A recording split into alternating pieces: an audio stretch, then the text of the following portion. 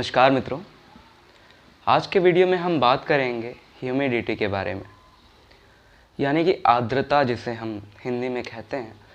बहुत सारे स्टेटमेंट्स आपने सुने होंगे जब हम अपने घर में रहते हैं।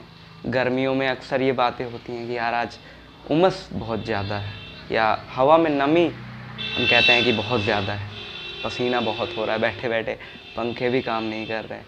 तो ये सारी चीज़ें ह्यूमिडिटी से ही रिलेटेड है, लेकिन आम ज़िंदगी में हमें ये पता नहीं होता है कि कौन से कारण हैं, कौन से रीज़न्स हैं जिसके थ्रू हमें ये फिनोमिना देखने को मिल रहा है।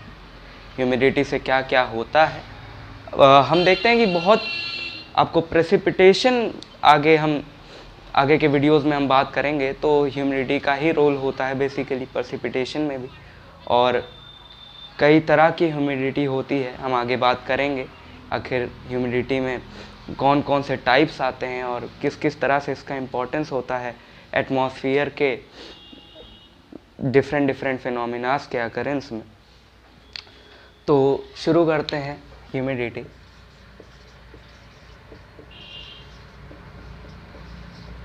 अब बात आ रही है ह्यूमिडिटी की, तो सबसे पहला नाम सामने आता है वाटर वेपर का, वाष्प जिसे हम कहते हैं, पानी का गैशियस फॉर्म।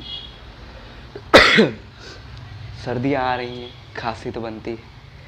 तो वाटर वेपर की जब हम बात करते हैं तो इसके बारे में बेसिकली आप ये जानिए कि लगभग 2% ये एटमॉस्फेयर का हमें दिखाता है कि ये 2% ऑक्यूपाई करता है। और ये वैरी करता है क्योंकि वाटर है, हर कई जगह अलग अलग तरीके से वेरिएशन मिलता है। तो वेपर बनने की जो प्रक्रिया होती है वो हर जगह अलग तरीके से होती है, कहीं ज़्यादा होती है, कहीं कम होती है। तो हमें काफ़ी वेरिएशन देखने को मिलता है इसके परसेंटेज पे। और ये 2% का 50% हमें कुछ 2000 मीटर तक की ऊंचाई पे ही मिल जाता है, उसके ऊपर नहीं जाता। ये आप जानते हैं, जब हम एटमॉस्फेयर पढ़ रहे थे, जब हम वायुमंडल की संगठन और संरचना पढ़ रहे थे, तो हमने ये जाना था कि जितने भी वेदर फिनोमिनाज होते हैं वो ट्रोपोस्फियर में ही होते हैं। तो इसका मतलब ही यही है कि जो क्लाउड फॉर्मेशन होगा और जो भी इससे वाटर वेपर से रिलेटेड चीज़ें होंगी वो लगभग मैक्सिमम ट्रोपोस्फियर के अंदर ही होंगी। कुछ बाहर चले जाते हैं, जैसे हम नॉक्टिल्यूसेंट क्लाउड्स के बारे में हम सुनते हैं। तो ये तो हो गई वेपर की बात। अब आपने कुछ टर्म सुने होंगे, इवापोरेशन,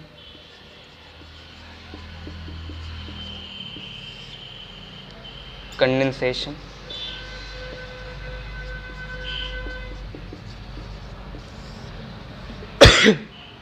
इन्हें कौन नहीं जानता, बड़े ही फेमस लोग हैं। इवापोरेशन, जब हम पानी से जो वाष्प बनने की जो प्रक्रिया होती है उसे ही हम इवापोरेशन कहते हैं। और जो वाष्प होता है, जो वेपर होता है, वो जब वापस से पानी बनता है, तब्दील होता है, तो उसे हम कंडेंसेशन की प्रक्रिया कहते हैं। ये दो टर्म्स का नाम हम वाटर साइकिल में देखते हैं, जब वो इवापोरेशन, कंडेंसेशन, प्रेसिपिटेशन, ट्रांसपोरेशन, जो भी ट्रांसपिरेशन होता है। तो इन दो टर्म्स का आपका ह्यूमिडिटी टॉपिक में काफ़ी ज़्यादा नाम मिलेगा, प्रेसिपिटेशन में भी, क्योंकि यही दो प्रोसेसेस हैं जिसके थ्रू हम देखते हैं कि वेपर अपने अलग अलग स्टेट्स में जाता है और विभिन्न तरह के फिनोमिनाज हमें देखने को मिलते हैं। अब एक टर्म आप जान लीजिए, लैटेंट हीट।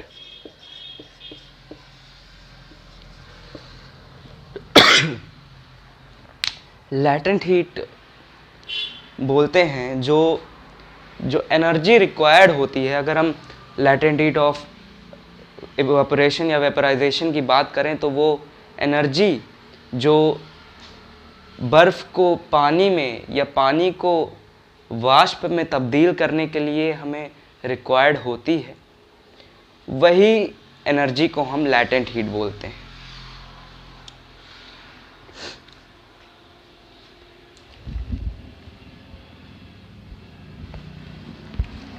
माफ़ कीजिएगा, कंटिन्यू करते हैं। तो लैटेंट हीट के बारे में हम बात कर रहे थे। तो 79 कैलोरी जितनी एनर्जी हमें चाहिए होती है 1 ग्राम बर्फ के टुकड़े को पानी में बदलने के लिए,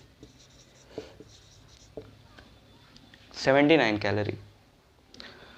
और यही एनर्जी 600 कैलोरी के आसपास हो जाती है जब हम 1 ग्राम पानी को, मैं पानी लिखने जा रहा, 1 ग्राम पानी को जब हम वेपर में बदलते हैं। तो डिफरेंस आप देख सकते हैं कि आइस को वाटर में बदलने के लिए जितनी एनर्जी चाहिए उससे कई गुना ज़्यादा एनर्जी हमें वाटर को वेपर में बदलने के लिए चाहिए।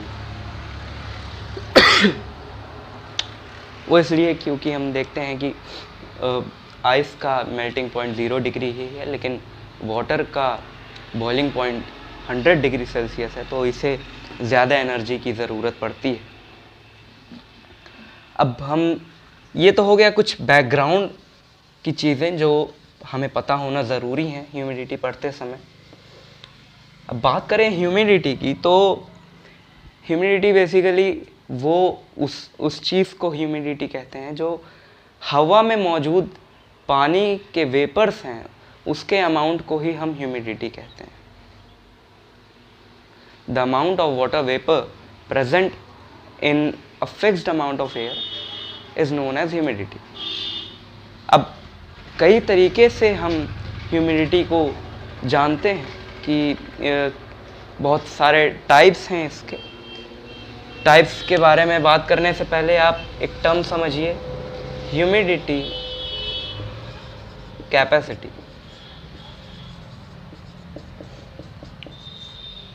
अगर आपने कभी टर्म सुना हो सैचुरेशन पॉइंट, या जब वाटर सैचुरेट हो जाता है तभी हमें रेनफॉल देखने को मिलती है। तो ह्यूमिडिटी कैपेसिटी का मतलब ये है कि जो एयर, जिस भी एयर की हम बात कर रहे हैं जो एटमॉस्फेयर में प्रेजेंट है, वो उसमें कितनी क्षमता है कि वो कितने ज़्यादा वाटर वेपर को अपने अंदर स्टोर कर सकती है। मेरी बात आप समझ पा रहे होंगे। जैसे मान लीजिए हम 1 किलोग्राम एयर को ले लेते हैं और वो उसके अंदर मैक्सिमम कैपेसिटी है कि वो 18 ग्राम वाटर वेपर को ही वो स्टोर कर सकता है। ये चीज़ वेरी करती है टेम्परेचर के अकॉर्डिंग। देखते हैं कि जैसे टेम्परेचर इंक्रीज होता है ये कैपेसिटी भी इंक्रीज होती है इसकी। इसका मतलब ये है कि ये पहली बात तो डायरेक्टली प्रोपोर्शनल है, और उसके बाद ये जैसे हम टेम्परेचर बढ़ाते हैं तो अमाउंट ऑफ वाटर जो कि हवा स्टोर कर सकती है वो बढ़ जाता है। अब हम बात कर लेते हैं कुछ टाइप्स के ह्यूमिडिटी के।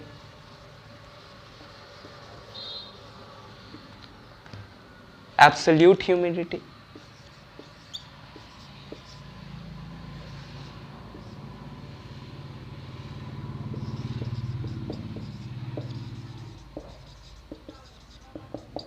एब्सोल्यूट ह्यूमिडिटी का मतलब ये है कि जो एक फिक्स्ड अमाउंट ऑफ एयर में जो टोटल वाटर वेपर प्रेजेंट होता है उसे ही हम एब्सोल्यूट ह्यूमिडिटी कहते हैं। ये आप ग्राम पर क्यूबिक सेंटीमीटर के हिसाब से हम इसे मेज़र करते हैं।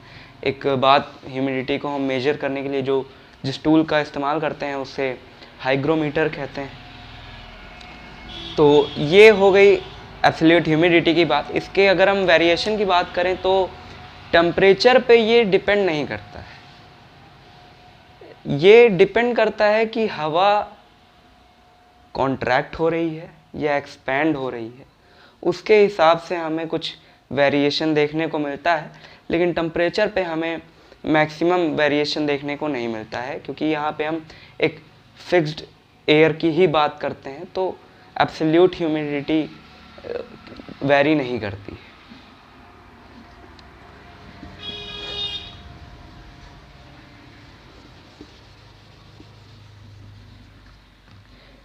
स्पेसिफिक ह्यूमिडिटी एक टर्म आता है।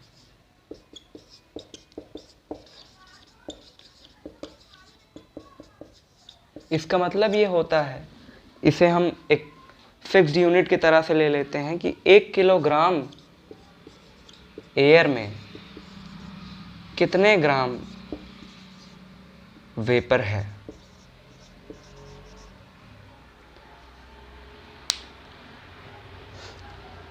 इसे ही हम स्पेसिफिक ह्यूमिडिटी कह देते हैं। ये भी टेम्परेचर पे डिपेंड करता है और हम देखते हैं कि जैसे जैसे हम इक्वेटर से पोल की तरफ जाते हैं ये स्पेसिफिक ह्यूमिडिटी कम हो जाती है। अगले टर्म की हम बात करें रिलेटिव ह्यूमिडिटी, जो कि इन सभी में से सबसे मेन टर्म हम देखते हैं क्योंकि इसके थ्रू ही हम बहुत सारी चीज़ों का पता लगाते हैं। रिलेटिव ह्यूमिडिटी, नाम से ही आपको समझ में आ रहा होगा कि हम कुछ ना कुछ तो रिलेट करने वाले हैं। तो ये रेशियो होता है एब्सोल्यूट ह्यूमिडिटी और ह्यूमिडिटी कैपेसिटी में। इसके रेशियो को ही जब हम परसेंटेज निकाल देते हैं तो ये हमें रिलेटिव ह्यूमिडिटी के रूप में दिखता है। अब इसका इम्पोर्टेंस आप समझिए कि इसी के थ्रू हम अंदाज़ा लगाते हैं। आप फ़ोन, स्मार्टफोन सभी यूज़ करते हैं। आप उसमें जब वेदर के ऐप में जाते हैं तो आपको RH नाम से एक देखने को मिलता है सेक्शन, जिसमें हमें परसेंटेज वाइज 90%, 80% वो रिलेटिव ह्यूमिडिटी बताता है। तो वो यही रेशियो है। जब यही रेशियो हाई होता है तब हम ये प्रेडिक्ट करते हैं कि शायद आज रेनफॉल हो एक पर्टिकुलर एरिया में। ये जो अभी आपने रिलेशन देखा absolute humidity upon humidity capacity का, इस रिलेशन से आप एक चीज़ ये भी नोटिस कर सकते हैं कि क्योंकि ह्यूमिडिटी कैपेसिटी डिनोमिनेटर में है तो टेम्परेचर जब बढ़ेगा तो ह्यूमिडिटी कैपेसिटी भी बढ़ेगी, और अगर ह्यूमिडिटी कैपेसिटी बढ़ेगी तो रिलेटिव ह्यूमिडिटी कम हो जाएगी। तो इस हिसाब से हम एक रिलेशन निकाल सकते हैं कि टेम्परेचर इन्वर्सली प्रोपोर्शनल होता है रिलेटिव ह्यूमिडिटी के।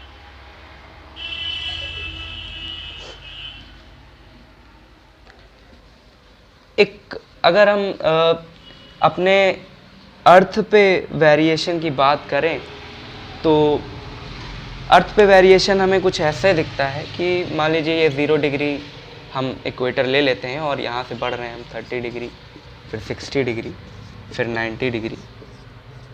ये हमारे लैटिट्यूड्स हैं, बढ़ रहे हैं। तो अब आप देखेंगे कि जो रिलेटिव ह्यूमिडिटी का ग्राफ होता है ये लो से हाई जाता है, यहाँ से ये कम होता है और यहाँ से ये बढ़ता है। कहने का मतलब कि ट्रॉपिक्स तक आते आते रिलेटिव ह्यूमिडिटी कुछ कम होती है और पोल्स तक जाते जाते ये फिर से बढ़ने लगती है। अब ऐसा क्यों?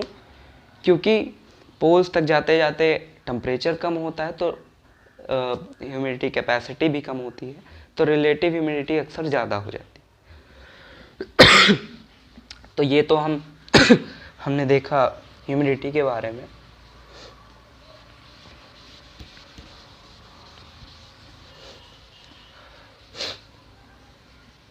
माफ़ी चाहूँगा, इस बार थोड़ा सा लेट वीडियो आई, थोड़ी सी तबीयत ख़राब चल रही थी, लेकिन कोई नहीं, जब हौसला है तो कौन ही रोक सकता है। तो आज के वीडियो के लिए इतना ही। अगले वीडियो में हम बात करेंगे, जब हम इस सीरीज़ को कंटिन्यू करेंगे तो हम बात करेंगे कि प्रेसिपिटेशन के जो डिफरेंट फिनोमिनाज हमें देखने को मिलते हैं जो वेपर के थ्रू होते हैं, चाहे वो अब नॉर्मल भाषा में कोहरा कह लीजिए, हेल कह लीजिए, रेनफॉल कह लीजिए, स्नोफॉल कह लीजिए, वो सारे फिनोमिनाज कैसे होते हैं। और हम एक टर्म पढ़ेंगे एडियाबैटिक लैप्स रेट, जिसके थ्रू हम देखते हैं कि क्या एटमॉस्फेयर में ये क्या स्टेबिलिटी और इंस्टेबिलिटी की बात लाता है। तब तक के लिए पढ़ाई करते रहें, भौकाल मचाते रहें, नोट्स बनाते रहें। जय हिंद, जय भारत।